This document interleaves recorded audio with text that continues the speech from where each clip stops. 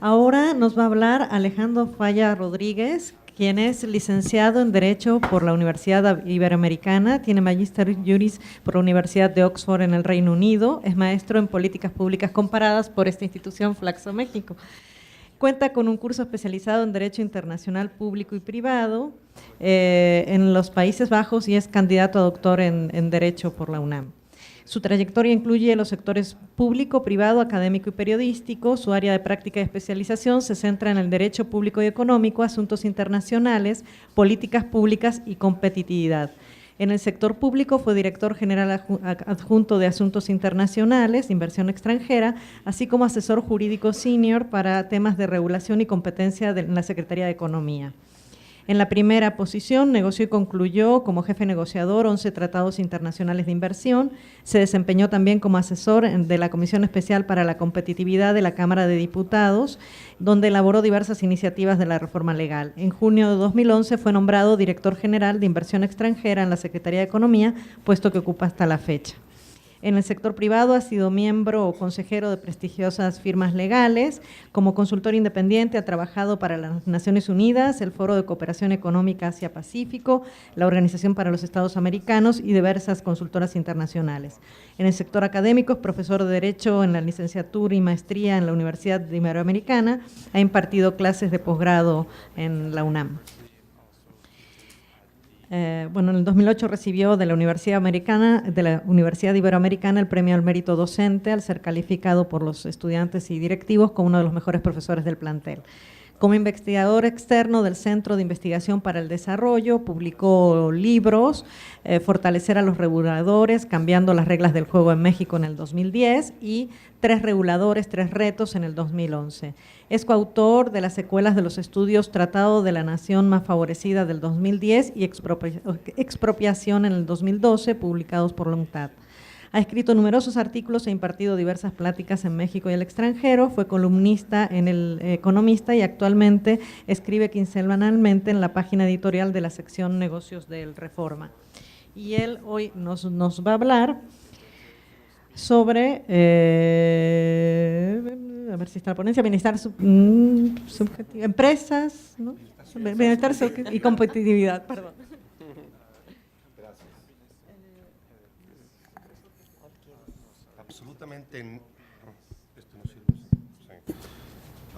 Absolutamente nada de lo que leíste en mi currículum tiene que ver con bienestar subjetivo ni con psicología, así que para mí es un reto venir a hablarles de este tema.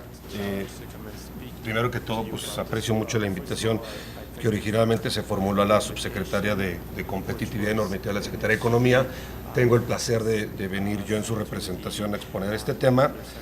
Y bueno, no tenemos un área en la Secretaría de Economía, y tengo que reconocer que en mi trayectoria profesional nunca me había tomado la molestia,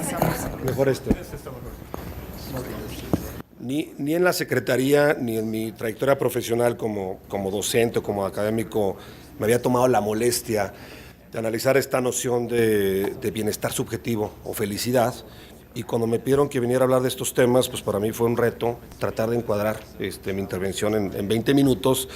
Y luego que le di varias vueltas, pues encontré una correlación interesante y lo vinculé a un tema que sí me ha tocado estudiar, que es el aspecto de competitividad, que es el aspecto de clima e inversión, y por supuesto que hay una correlación e inclusive una causalidad entre el bienestar subjetivo y estos dos conceptos, y es de esta forma como les voy a plantear una breve presentación.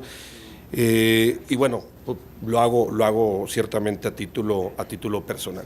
Entonces, pues para mí fue todo un reto y fue muy interesante encontrar algunos de estos conceptos. Entonces, el enfoque va a ser ese, es un enfoque preponderantemente económico. Ya escuchamos uno educativo, ya escuchamos uno psicológico. No soy psicólogo, pero estoy casado con una psicóloga, así que entendí la mitad de tu presentación, bastante interesante, por cierto. Entonces, vamos a las primeras diapositivas. De esta forma, pretendo estructurar esta presentación. Voy a retomar conceptos básicos que seguramente ya habrán estado analizando desde ayer en torno a la definición de bienestar subjetivo. Haré referencia brevemente a los principales indicadores Posteriormente entraré al concepto de competitividad, que probablemente será aquí la aportación novedosa en este seminario, la relación que existe entre competitividad y bienestar, temas de agenda pública, para después dar algunas conclusiones generales. Entonces, el bienestar subjetivo se define de distintas formas. El común denominador es que está vinculado tanto a factores externos como a factores internos del individuo. Entre factores externos podemos hablar de elementos como el ingreso, como el empleo, como el desarrollo comunitario, las estructuras gubernamentales e institucionales de un país, los valores y la religión, y desde luego también factores personales como la salud mental y física, psicológica, aspectos familiares, cuestiones de género, de educación, de salud y demás.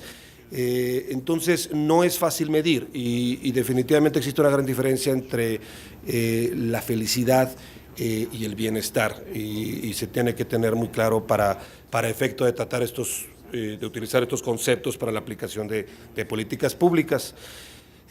Como una primer conclusión de los documentos que me tocó realizar, y es una cuestión inclusive de sentido común, hay evidencia de que existe una relación directa entre la felicidad y la productividad.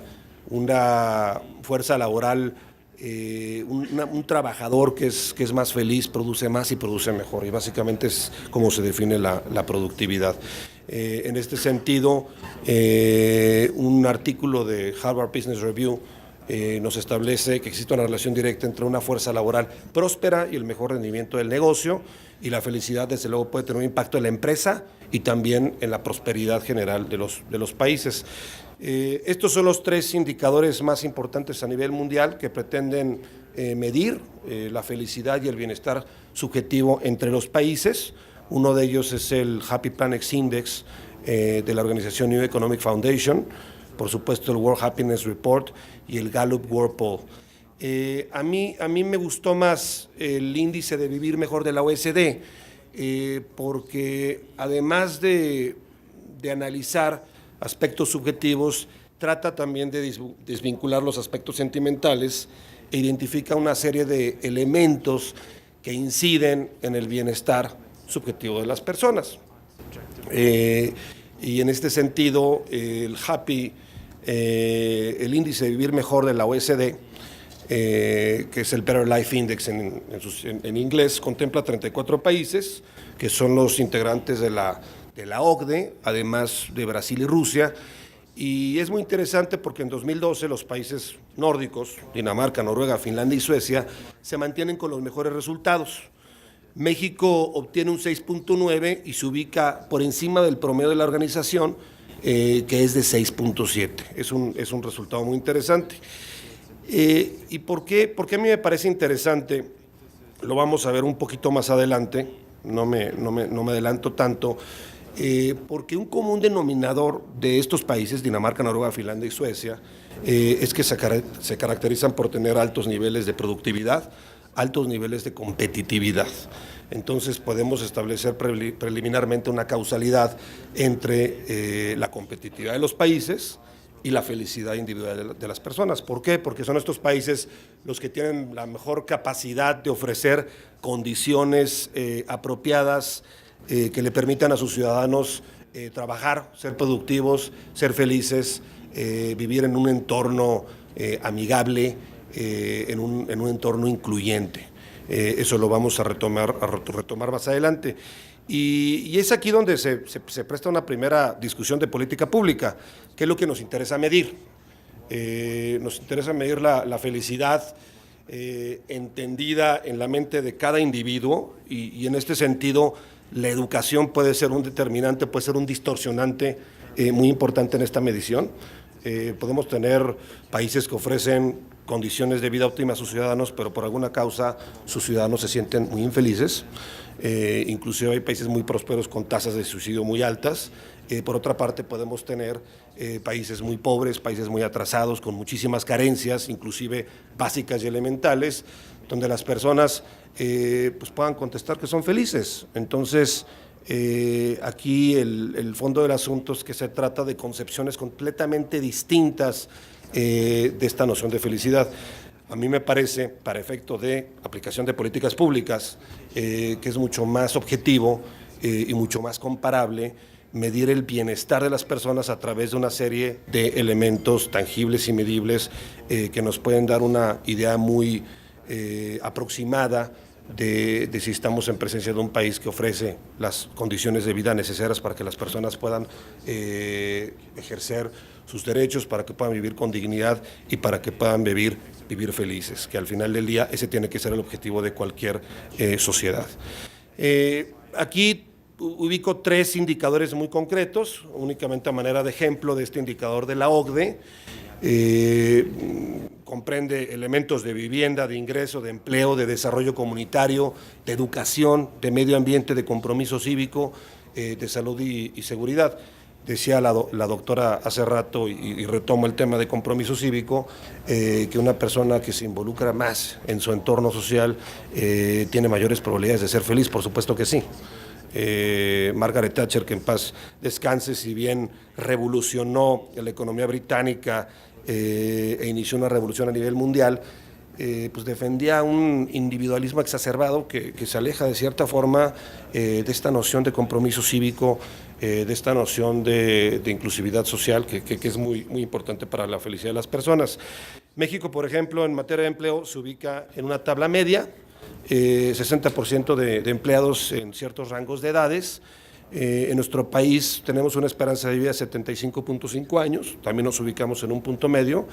Tenemos países con una esperanza de vida mucho más alta, como es el caso de Australia, arriba de los 80 años, y en México tenemos rezagos tremendos en materia de educación, creo que todos lo sabemos. Si bien es cierto que hemos superado nuestros problemas de analfabetismo de mediados, bueno, de los 50, de los 60, México tiene rezagos tremendos en materia de calidad educativa y rezagos tremendos en el porcentaje de personas que cuentan con educación media y superior, y esto desde luego incide en la felicidad y en el bienestar de las personas porque disminuye tremendamente las posibilidades de desarrollo y prosperidad de una persona. Luego nos vamos al tema de competitividad, y aquí pensarán, bueno, me estoy saltando un tema completamente distinto. No es así. En las siguientes diapositivas trataré de establecer la relación entre una cosa y la otra.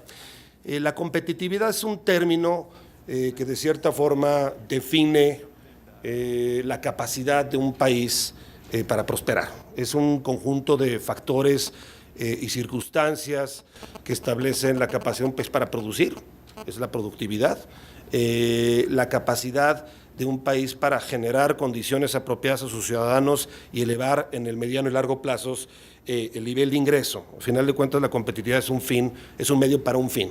Es establecer condiciones económicas apropiadas para los ciudadanos. El Instituto Mexicano para la Competitividad lo define como la capacidad de un país para atraer y retener talento e inversión. Nosotros en la agenda de inversión extranjera prácticamente es un sinónimo las condiciones de competitividad de un país con el clima de inversión. En la medida que un país sea más competitivo, va a generar más oportunidades de inversión. El Foro Económico Mundial, que es el principal referente en este tema, de una manera más amplia lo ve como un conjunto de instituciones, políticas y factores que determinan el nivel de productividad de un país. Y el Instituto de Desarrollo Empresarial lo ve o lo relaciona con un entorno que sustente la competitividad de sus empresas. Yo lo definiría de una manera más amplia, es decir, sí tiene que ver con productividad, sí tiene que ver con capacidad de atraer inversión, pero visto con el fin de mejorar la condición económica de los trabajadores y la condición económica de los consumidores y de los ciudadanos en general.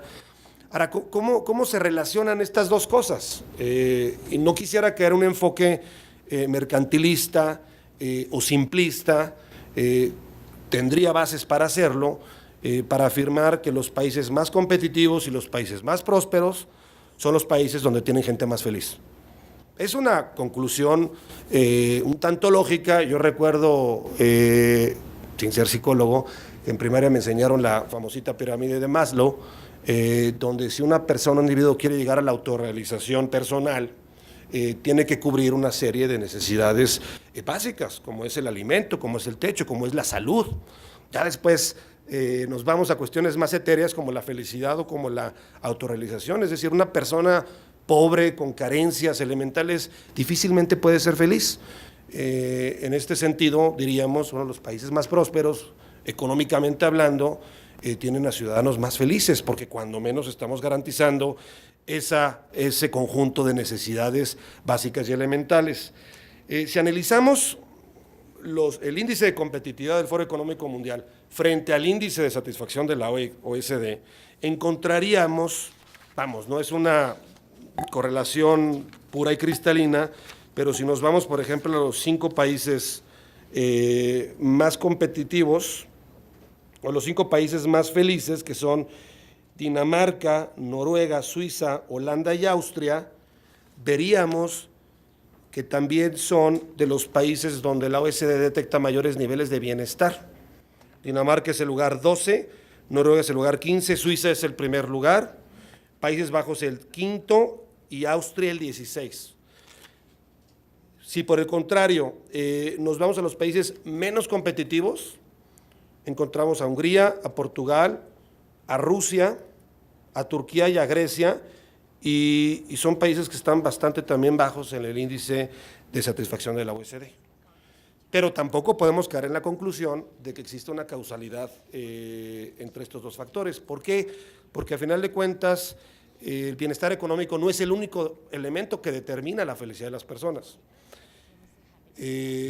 Incorporan o coinciden elementos muy importantes, pero hay elementos más allá de lo meramente económico que es importante. Entonces, una primera conclusión sería que las condiciones económicas de los países, las estructuras, los niveles de productividad, las oportunidades de inversión son un factor necesario, más no suficiente para lograr el bienestar individual de cada una de las personas. Hay factores que son tomados en cuenta por ambos índices, el índice de satisfacción de la OCDE frente al índice de competitividad del Foro Económico Mundial, como es el caso de la salud. La salud es un factor esencial para la prosperidad económica de las naciones. Una fuerza laboral que no cuenta con salud no puede producir, no puede insertarse en procesos productivos de alto valor agregado, que es lo que caracteriza a los países más avanzados. Un país sin educación no puede aumentar el nivel de complejidad de sus procesos productivos. Un nivel de educación bajo se traduce en salarios bajos.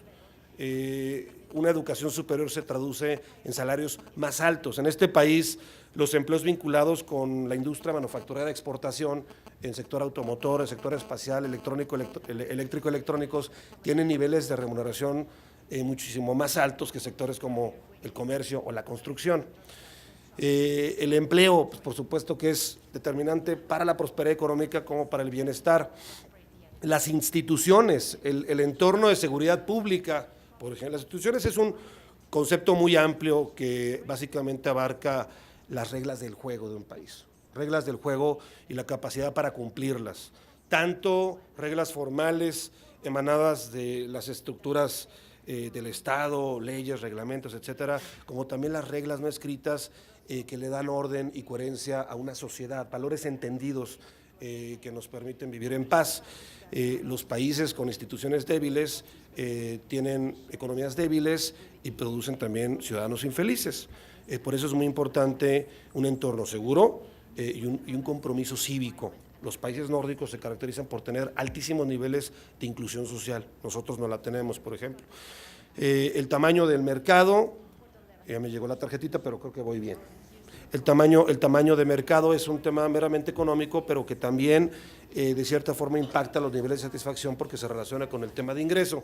Hay temas como la vivienda, como el desarrollo comunitario, como el medio ambiente, que son tomados en cuenta por índices de satisfacción y bienestar, que no son tomados en cuenta por los índices de competitividad, y por el contrario, hay cuestiones más que son indispensables para la prosperidad de los países que no son considerados en la construcción de los índices de bienestar, como el tema de estabilidad macroeconómica, infraestructura, sofisticación de mercados financieros y penetración de servicios financieros entre la sociedad y las empresas, en los niveles de sofisticación empresarial y demás. Entonces, sí veo una intersección importante en muchos temas, sí creo que el bienestar tiene un componente económico muy, muy importante, pero creo que no se agota en ese componente. Y por supuesto que el bienestar tiene factores que van más allá de lo económico, pero no podemos negar esta realidad.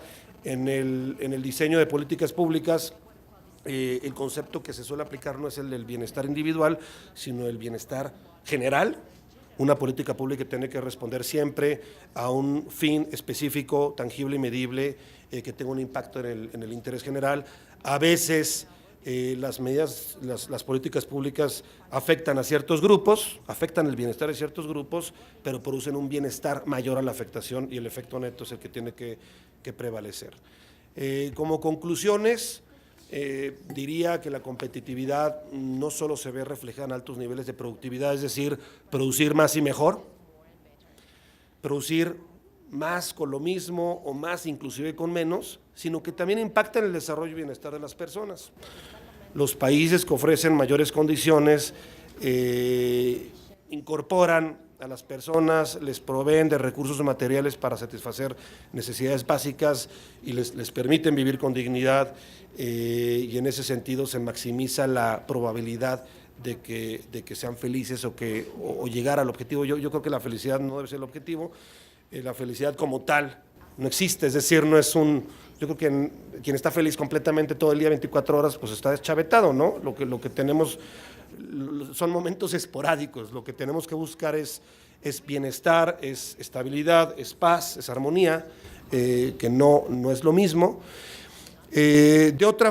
Visto del otro lado de la moneda, el bienestar individual ayuda al bienestar general.